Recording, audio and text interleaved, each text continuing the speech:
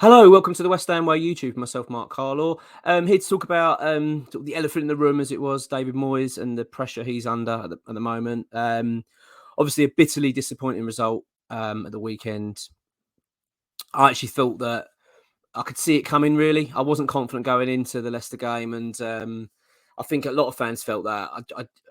What angered me and upset me so much is that when we did the podcast with ex WHU employee a week or so prior, we had the 3 home games coming up. We had Palace, Blackburn, and Leicester, and I actually said I believe we'll win all 3. We've lost all 3, which just shows how bad our form is at the moment. So I think I appreciate there's a lot of fans that are saying David Moyes should be sacked and the club should be making a change. And I actually do think there's quite a strong argument for that because, certainly on one count is that Declan Rice said after the game, "Well, this is a blip." I don't think that's fair to say it's a blip. I think it's more than that. I think we've been in decline for quite a while now.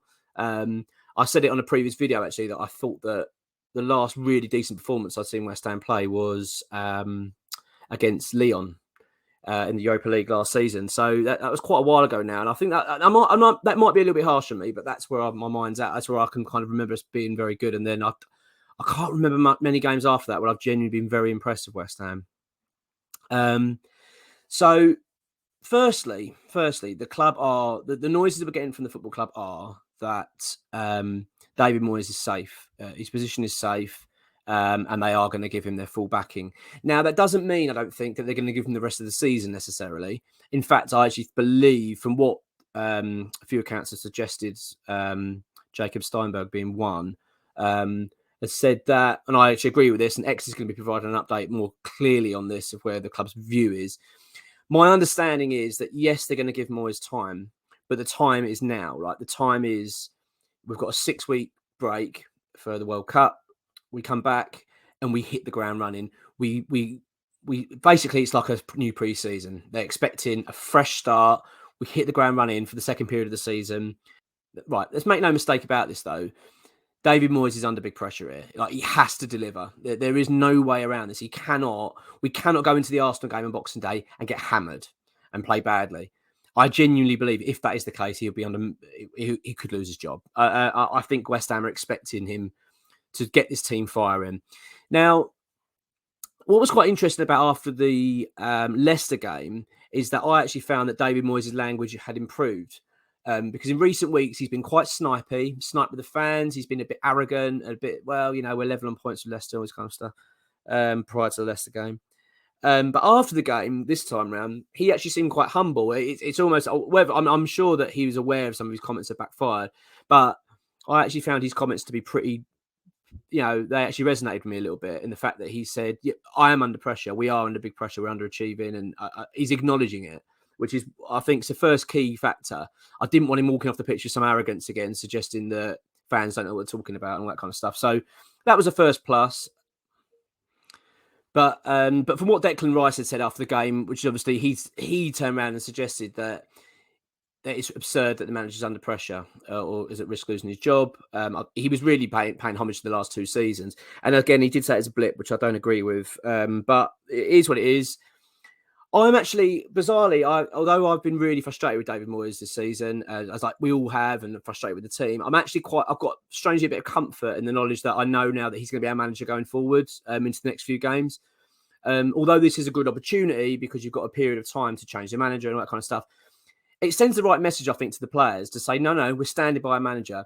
David Moyes has got a really good opportunity here, a really good opportunity. This is a pre-season time. He's got players in that he didn't have in the last pre-season, the beginning of this season. So, you've got the likes of Skamaka that's going to be there. You've got Finn Downs. You've got these new faces around. He's pretty much got a full-strength team, really, apart from, you've got Rice, Paqueta, Kira. They're not going to be there. You've got Areola. I can't remember the last one, but we've got, I think, 5, I believe, that are in total that have gone out. But pretty much he's got a full strength team, effectively. There's a few key players out, I understand that. But I mean, the likes of Declan Rice, if he comes back fit from the World Cup, and please God he does, then realistically, he'd just hit the ground running anyway. He's that kind of player. So this is a very, very good opportunity for David Moyes to get some friendlies in the diary, to work with these players, because we have got to see an improvement. We've got to hit the ground running. And I know people will say, well, you've got Arsenal first game, it's a write-off. I really don't want to be writing it off. I don't want to have that attitude. I want to go into that game thinking, they don't necessarily have to win the match, but I want to see a performance. Like, we wanted to see an organised team that know what they're doing, knows what their jobs are, and we can start hitting the ground running for next season, because it's so important. I think that's where we are at the moment with Moyes, which although as I said, I've criticised, I've moaned, and like many of us have, I actually do think it's the right call. I'm not all for this chopping and changing managers all the time. And to be honest with you, I don't know who we'd get. Like, I struggle to understand. I mean, the only manager I've been keen admirer of is Tuchel.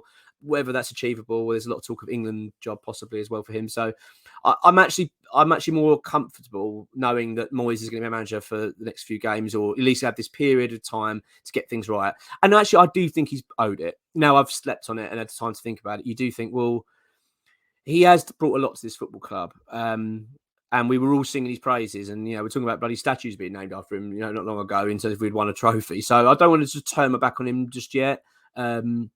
I think that he's owed that time.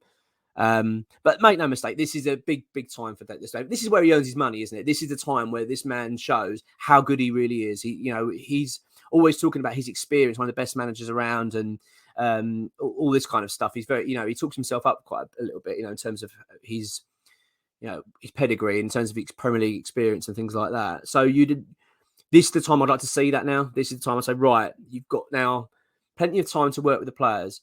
You can give them a bit of rest, which I certainly would do for the first week, give them a bit of a break, then bring them back, get them fit, and then treat this like a new season. Go into this like Arsenal was our first game of the new season and really hit the ground running. It's so important, so important. That's where we are. David Moyes will be here with us for some time. It'd be interesting to see what X has got to say on this. So the podcast is going to be out. I believe it's actually out this evening, so this will probably be out at the same sort of time, which is a bit annoying. But I'd like to know what he's going to say, because I haven't actually spoke to X. I don't know what's going on, but I'd like to get that comfort as well from him, knowing exactly where the mind's at. Now, the last time we did speak to X about this, the message from the very, very top of the club, so, let's take that, who that came from, said that they're fully behind the manager. They're solidly behind him. So I don't think that would have changed. And I actually knew that before the Leicester game. And I was told as well by X that even if we'd lost the Leicester game, they're still fully behind him. So I just think we all need to, I actually think as fans as well, all of us together collectively need to stand back, just take a little bit of a breather, and just try and not get too caught up in all of the panic and all the hysteria of it. I know we're really down. I know we're in a bad position. But someone did highlight to me, and I hate being this person because I hate things like this, trying to put a positive spin on things. But it is actually true. We're only 7 points off 7th, which, it's not that bad. So really, like, if we'd beaten Palace and beaten Leicester, which I actually thought we would, we'd be 1 point off of it now. So it's so frustrating. It's such fine margins, but that aside, I'm not trying to excuse anything. We are where we are. We're there for a reason. We've not been good enough this season. But I genuinely think that we are going to turn this around. I really am starting to believe that we will. I think that this World Cup break could be a bit of a godsend for us, and I really hope it is. And it will allow our manager then to start implementing these ideas, or maybe, dare I say it, or revert back to what we were doing last season, revert back to the old system and say, get these players firing, just make ourselves difficult to beat. Would be the first thing for me. But that's where we are. David Moyes staying for now.